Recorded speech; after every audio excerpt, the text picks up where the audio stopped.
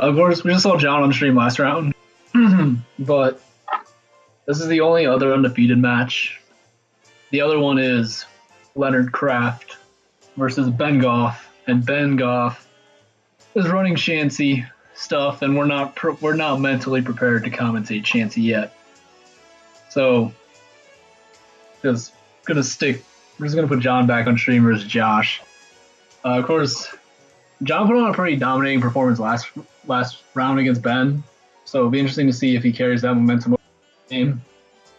But right, and it is, there's something to be said about these tournaments where sometimes, you can have a strong game against, an opponent who's using, like, a really unconventional team, like what we saw Ben have in that last round, and then, if that kind of throws you off a little bit. So it's going to be important for John to kind of, like, reset his mentality and be like, all right, that was an outlier. I'm probably not going to see another non-Mega Kangaskhan, and to not let that get into his head too much.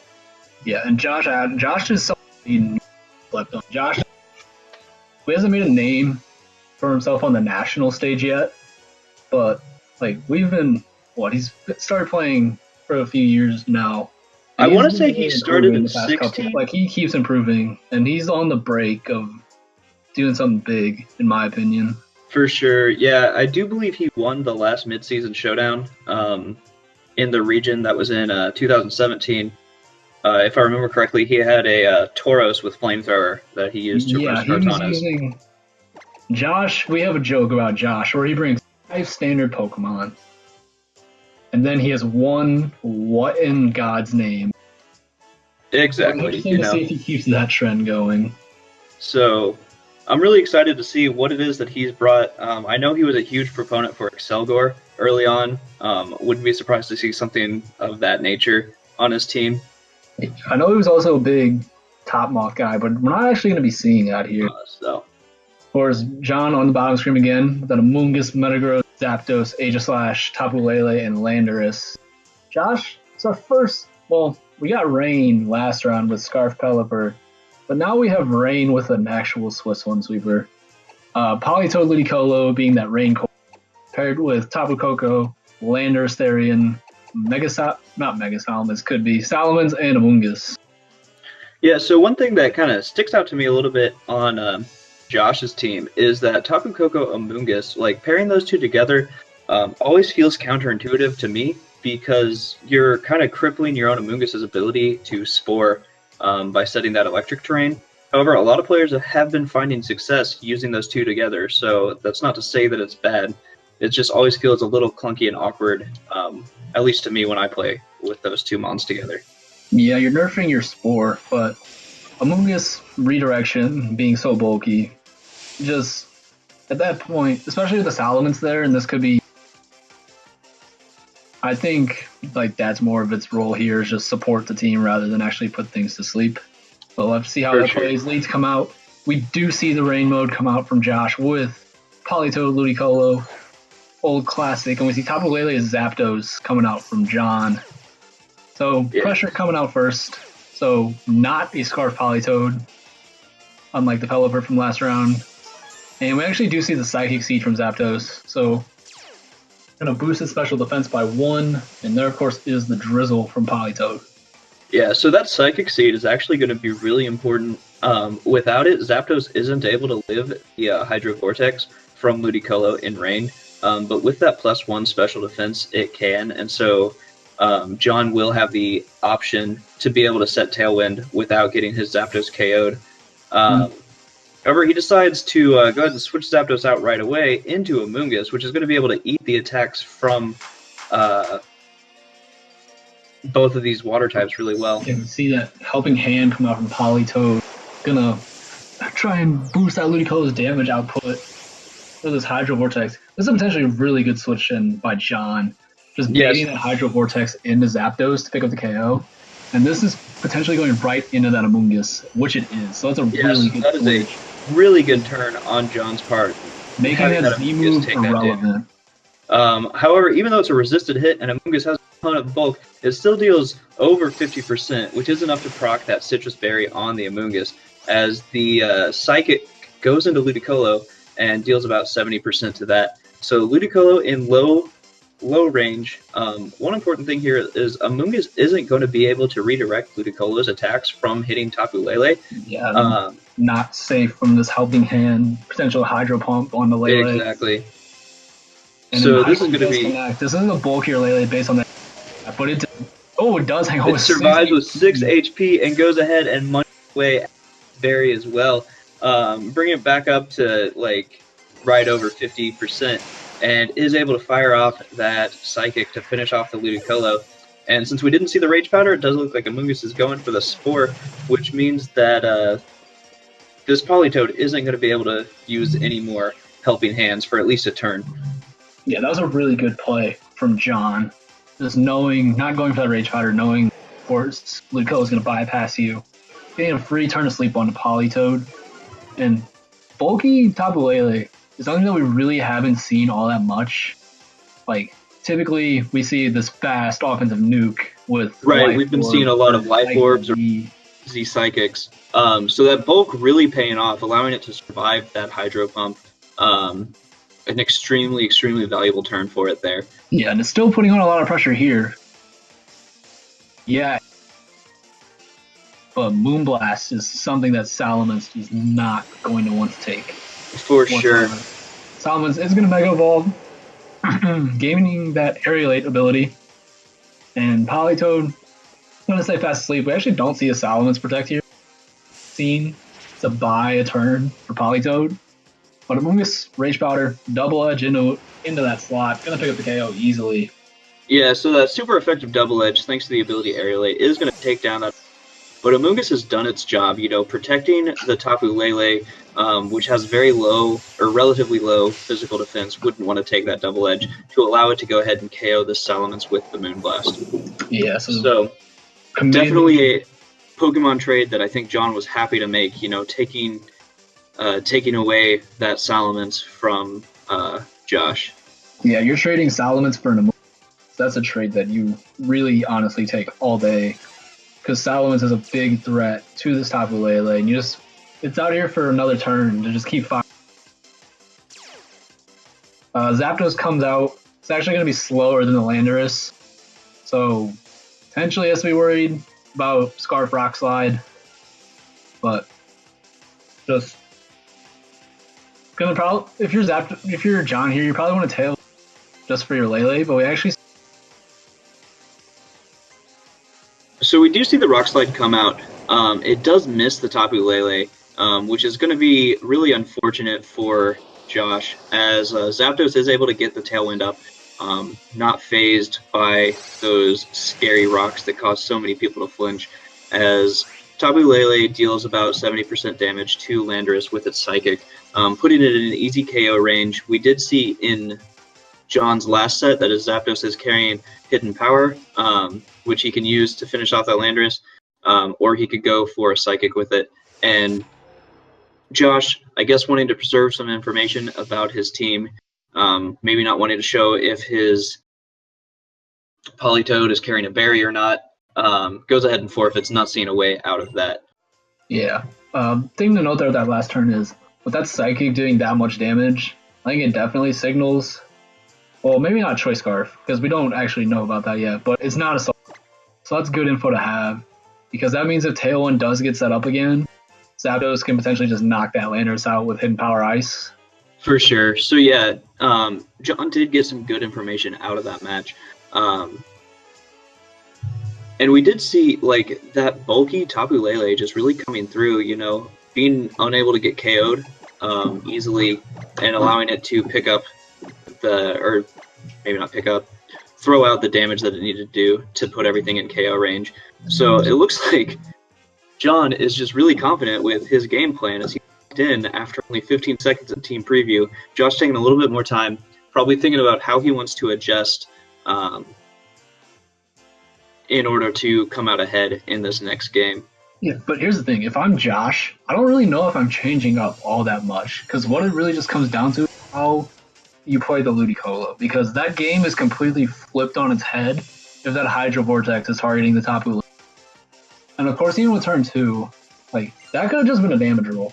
Exactly. If that was a roll in his favor that he just got unlucky with, definitely something worth checking out. So we do see he's decided to switch it up, going ahead and leading with Salamence and Landorus into John's Amoonguss and Tapu Lele. So yeah, double Intimidate coming out from Landorus and Salamence could be pretty useless here against these two special attackers. And we do see John, that you really gotta like this really is in right now. Just it's got its. Of course, it can't KO Landorus. We saw it does around 70% with Psychic. Mm-hmm. But of course, you're threatening that KO on Salamence. Amoonguss. So unless Landorus goes for an Earthquake or another Rock Slide, Lele will be getting through this turn basically for free. I mean, Lele can get through this turn, but it is going to have to give up Amoonguss in the face of that Salamence. Yeah. But again, just the same as last game, I don't think John minds that trade at all if that's what Josh wants to go for. So one important bit of information that we just saw is that the Landorus' Intimidate did go before Salamence's, which means he's either Jolly Landorus and Adamant Salamence, or he is just Scarf Landorus, which is going to be some important information for John about how he plays this match. Yeah, we see Amoonguss going to swap out here for Zapdos, going to get that speed boost. Depending on what John goes for here, that could potentially risky switch. Like, because if he doesn't protect Lele here, he can just easily get hit by Double Edge Earthquake. And of course, this Earthquake probably going to do, if I had to guess, around 50% to Lele or 40 or so. Oh wow, that Earthquake did a ton. That's got to be a critical hit. So Lele will be able to eat his berry, but I don't know that it's going to be able to take a Double Edge on top of that. Yeah, we see Double Edge in the top of Lele. Easy knockout. Is enough to was pick up just the KO. way too strong with that Aerial Aid boost and that massive attack stat. Yeah, so this is a completely different game than what we saw last game, as Josh just picks up one KO basically for free. The only damage he took was the recoil on his Salamence. And so now we do know that Landorus is Scarfed, so it's definitely still threatening the Metagross with another Earthquake. However, it's not going to be able to deal any damage to Zapdos.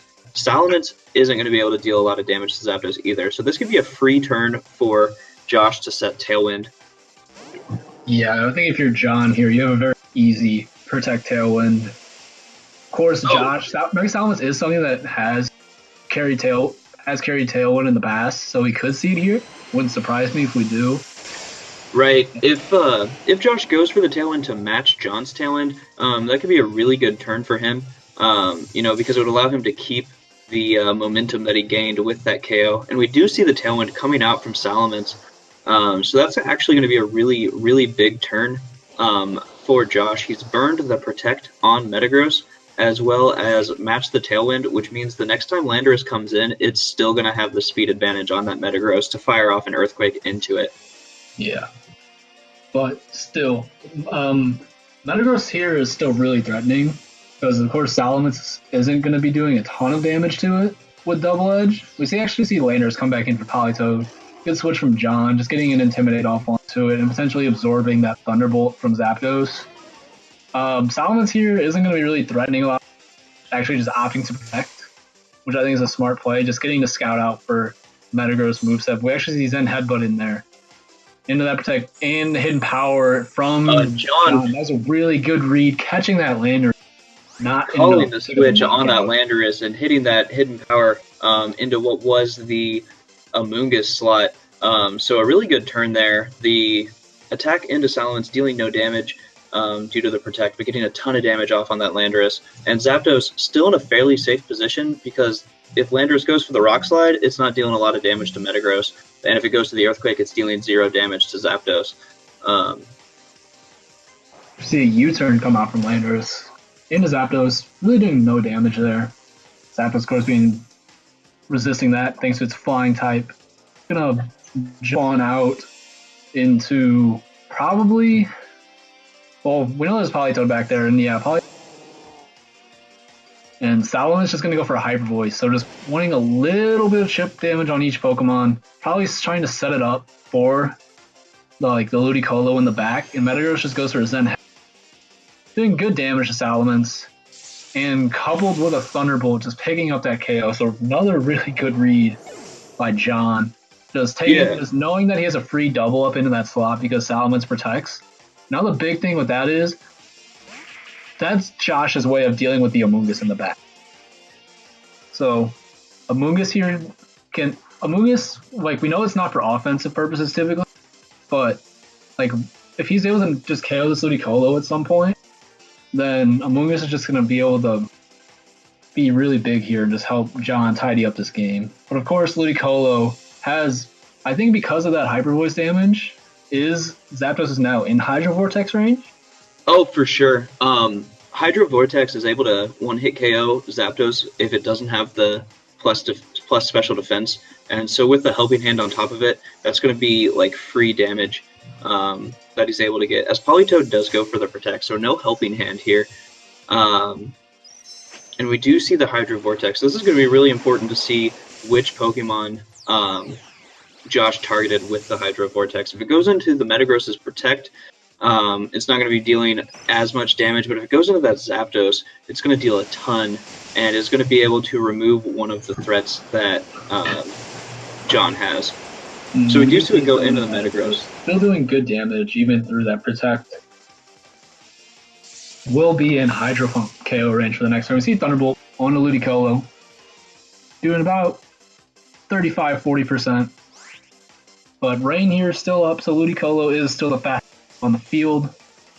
Wouldn't be surprised if Metagross just wants to switch out of this into Amoonguss and just have the Zapdos set up Tailwind again. However, we have seen Helping Hand from Politoed, and of course, Rain Boosted Hydro Pump still hurts, so that'll be interesting to see if a Helping Hand Hydro Pump would KO the Zapdos from this right. Range. It would be dealing a lot of damage. I don't know my damage calcs well enough to know if that would be a safe thing to leave in front of that or not. Yeah, we do see the Amoonguss come in here, so gonna hoping to take a Hydro Pump in that slot, but we do see actually see an Ice Beam here on the Zapdos, so not wanting to miss, and does not pick up the KO. And Zapdos gonna hang on with 39 HP and that Tailwind. And Rain, of course, does go down now, so Ludicolo doesn't have that Swift Swim boost anymore, which is potentially big for the longer haul, because if he wants to get that speed boost, 5% of health. And also interested that was an Ice Beam from John last turn. Not John, from Josh that turn, and not a Hydro Pump. Hydro Pump, of course, doing more because of the rain boost, but of course Ice Beam doesn't miss. Well, and he also come out from Ludicolo, not doing a lot of damage. I should see Perish Song come out from Politoed.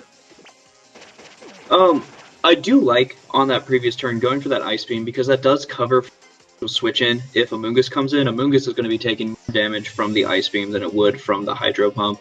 So I definitely think that was a good call to make there. And also, like you said, dodging that accuracy problem, and it could just have been, a damage roll. Again, Zapdos was left with like 30 HP. So that could just be a matter of this Zapdos is bulkier than the ones that Josh is used to playing or something.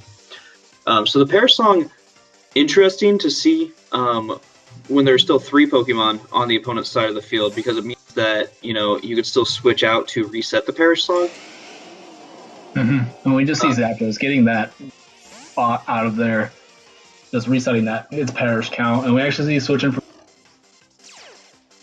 So getting out here on the field at the same time as Metagross is important, because it's threatening with an Earthquake. But of course, if Amoonguss just Sludge Bombs that slot, Landorus is going to go down. And we do see Sludge Bomb into Landorus, going to pick up the KO. And that's important because now Politoed has no way of resetting its Perish Song counter. Right, so Politoed is going to be stuck on the field as Perish Song goes down, and it's going to be like KOing itself essentially in just 2 turns, which means that John only has to focus on KOing this Ludicolo in order to win the match. Yeah, and just based on these 2 Pokemon lack ability to damage Amoonguss, I think it's just going to be able to win the game on its own. And we just see a reset as Perish counter, which is smart by John, just assuring that is a win con in the back. Metagross then headbutt onto Ludicolo. Going to pick up the KO. Does pick up the KO. Boost. So this is going to be a really tough, actually impossible game for Politoed to come back from, because we do know that Metagross is carrying Protect, so John can just safely Protect, and there's no way for Politoed to pick up 3 KOs in one turn. Yeah, this is just an easy... I didn't see a helping hand into the party a lot. Get a little cheeky. We'll just protect Fear from Metagross and a Roost from Zapdos. Can't even pick up a single KO before it just dies to its own Perish Song. Right, so there was no reason for John to go for damage there. That turn was really moot. And just well played by John in this set. You know, being able to mitigate the speed advantage of the Rain and the Scarfs and maintain his board positioning despite everything else that Josh was trying to do. Yeah, and that's a game where we saw the bulk of John's team really shine in that one. Like game 1, taking the Helping Hand Hydro Pump on sweep through. Game 2, Zapdos living the Helping Hand Ice, being able to set up a Tailwind for Metagross to win the game. Just Exactly. his team there just was able to overpower, just like Rain is what we know is like a super heavy offensive core, and just being able to mitigate the damage it puts out thanks to that Amoonguss and thanks to the bulk of his Pokemon, just really wasn't a lot of options for Josh. Just had to hope that some damage rolls went in his favor, even if they were rolls at all. And just like because he couldn't break through the big bulky Pokemon that John had, just not a lot he.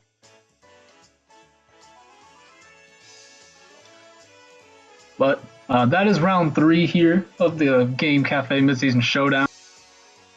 Hopefully Leonard was able to quickly dispatch the Chansey, or Chansey was able to quickly beat Leonard. We can start this next round soon, but we will be back with round 4.